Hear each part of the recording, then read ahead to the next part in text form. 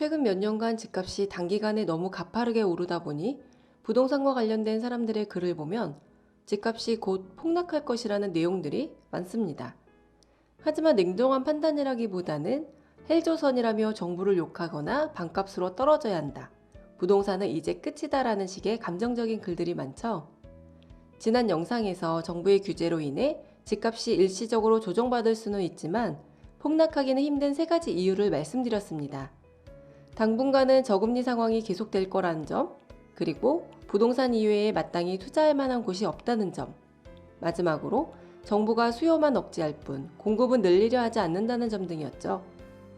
최근 30년간 우리나라 집값이 하락한 경우는 크게 3번 정도입니다.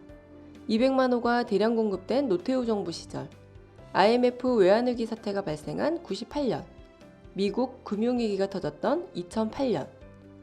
그동안의 역사를 보면 집값이 하락하는 경우는 두 가지라는 걸 알 수 있어요. 경제위기가 왔을 때 또는 주택이 대량으로 공급되었을 때이죠. 경제위기를 바랄 수는 없는 노릇이고 정부가 재건축, 재개발은 오히려 규제를 강화하고 엉뚱한 곳에 신도시를 짓겠다고 하는 것을 보면 당분간 주택 공급이 늘 것 같지도 않습니다. 그럼 어떻게 해야 할까요?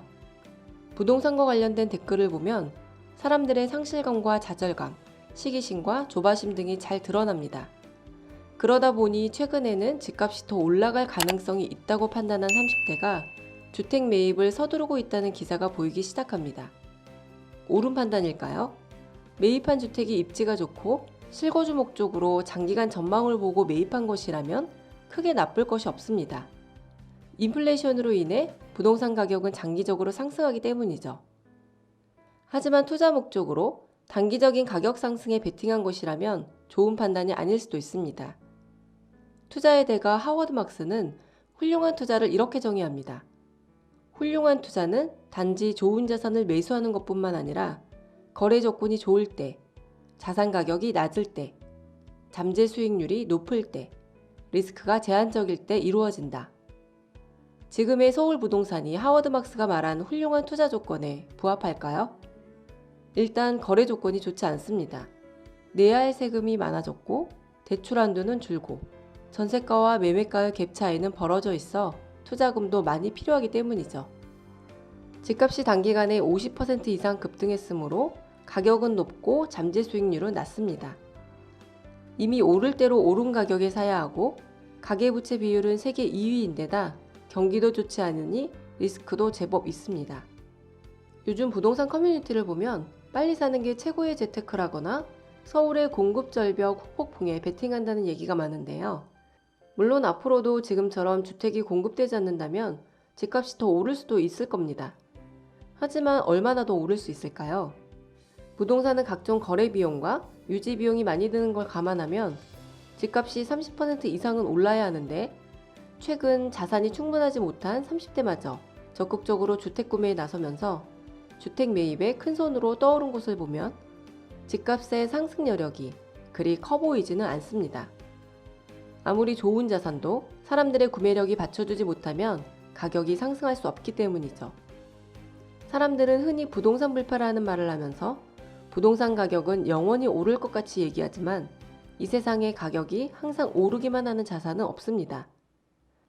미국 서브프라임 모기지 사태가 발생하기 전까지 미국 사람들은 마치 주택 가격은 사이클이라는 것도 없고 영원히 오르기만 할 것이라고 생각한다는 듯 집을 사들였지만 2007년 집값은 결국 붕괴하고 말았습니다. 집값이 하락한다거나 지금 집을 사면 손해를 보게 될 거라는 얘기가 아닙니다. 투자 대상으로서 매력적이지 않다는 것이죠.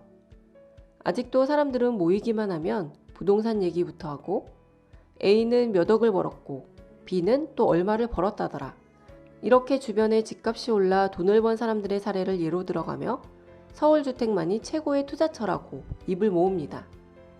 하지만 주변에 그렇게 돈 번 사람이 많은 것 자체가 리스크이고 아무리 좋은 자산도 지나치게 높은 가격에 사면 보호받을 수 없습니다. 관심의 영역을 넓히면 서울주택보다 더 매력적인 투자 기회들이 얼마든지 있습니다. 냉정하게 판단해보니 집값이 더 오를 것 같다면 과감하게 투자하면 됩니다. 하지만 막연하게 집값이 계속 오를까봐 두렵고 주변에 집으로 돈 번 사람들 때문에 조바심이 난다면 하워드 막스의 조언에 귀를 기울여 보세요. 투자를 할 때 가장 위험한 행동은 최절정의 인기에 있을 때 자산을 사는 것이다. 친구가 부자가 되는 것을 보는 것만큼 행복과 판단력을 방해하는 일은 없다. 사람들은 다른 사람들은 벌고 자신들은 놓친 돈 때문에 고통받고 이런 고통이 계속될까봐 두려워한다. 그들은 무리에 합류하면 고통이 멈출 것이라고 결론 짓고 항복한다. 그래서 결국 자산이 많이 올랐을 때 매수하거나 크게 하락한 후에 매도한다.